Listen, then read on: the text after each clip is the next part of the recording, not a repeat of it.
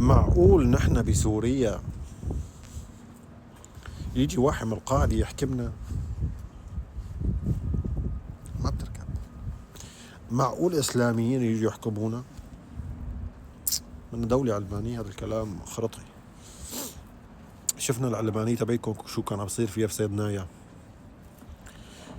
شفنا اللي كانت تلبس جرافيتات وتحلق دقونا شو كانت عم تصير بالشعب السوري. أول الناس أنتو كان مدعوس على رقبتكم،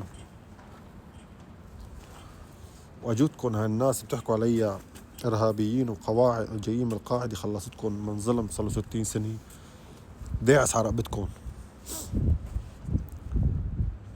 بغض النظر أنا ما بحب طبل لحدا،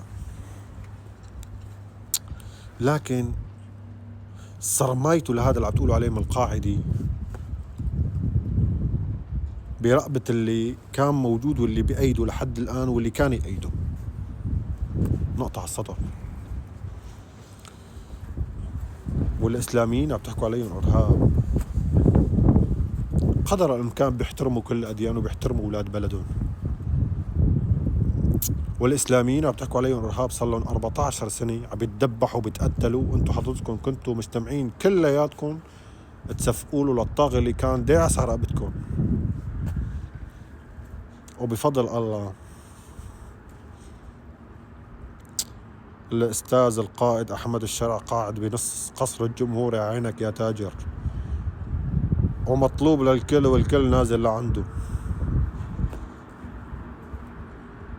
وأمريكا رفعته من قائمة الإرهاب، قريبا حترفع الهيئة. التحريض تبعكم وتفكروا بثورة مضادة ومنها الخرطي. نحن كلياتنا مع دولة مدنية ومع دولة تحترم الشعب السوري وتضم الشعب السوري، لكن مو انتم تملوا علينا آرائكم. النمس امبارح بيطلع بيقول له للأستاذ أحمد الشرع انت كيف امبارح بتحط أخوك؟ أنا بعرف أنه أخوك صاحب كفاءات، بس انت كيف بتحط أخوك وزير صحة؟ بالمرة يا نمس روق عود محله للأستاذ أحمد شرع ودير محله البلد. انت قبل ما يسقط بشار الأسد بأسبوع كنت عم بتلحوس بواط عند اللواء ماهر الأسد. انت يا أستاذ نمس انت وأمثالك، ها؟ قبل ما يسقط بشار الأسد بأسبوع كنتوا عم بتلحوسوا البوط العسكري عند اللواء ماهر الأسد. انت ما امبارح هيك حكيت؟